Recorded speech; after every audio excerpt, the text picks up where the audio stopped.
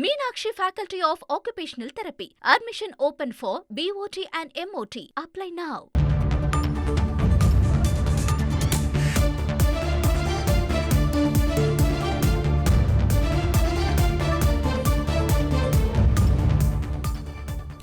கேரள கடற்பரப்பில் பற்றி எரிந்த சரக்கு கப்பலின் கொள்கலன்கள் கண்டெய்னர்கள் கேரள கடற்கரையை நோக்கி வந்து சேர வாய்ப்பிருப்பதாக முக்கிய செய்தி ஒன்று வெளியாகியிருக்கிறது.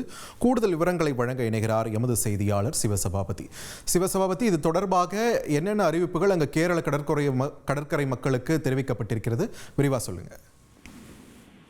கேரள கடலில் தீப்பிடித்திருந்த வான்கை கப்பலில் இருந்து விழுந்த கொள்கலன்கள் கேரள கடற்கரையை வந்து சேர வாய்ப்புள்ளதாக எச்சரிக்கை விடுக்கப்பட்டுள்ளது. இது பாத்தீங்கன்னா எர்ணாகுளம் மாவட்டத்தின் தெற்கு பகுதியிலும் அதே மாதிரி ஆலப்புழா மற்றும் கொல்லம் மாவட்ட கடற்கரையிலும் இந்த கொள்கலன்கள் வந்து சேர்வதற்கான வாய்ப்பு உள்ளதாக கடலோர காவல்படை தெரிவித்ததை அடுத்து இந்த எச்சரிக்கை விடப்பட்டுள்ளது.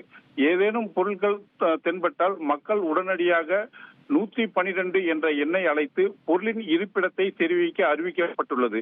இந்த கொள்கலன் பாத்தீங்கன்னா வரும் 16ஆம் தேதி முதல் கொள்கலன்கள் கரைக்கு வரும் அப்படின்னு சொல்லிட்டு எதிர்பார்க்கப்படுது.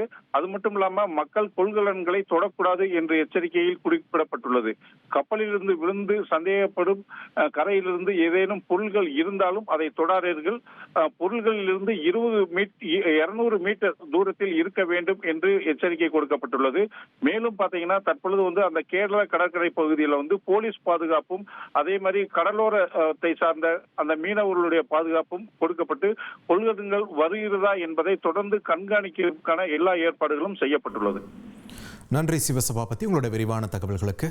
Meenakshi Faculty of Occupational Therapy. Admission open for BOT and MOT. Apply now.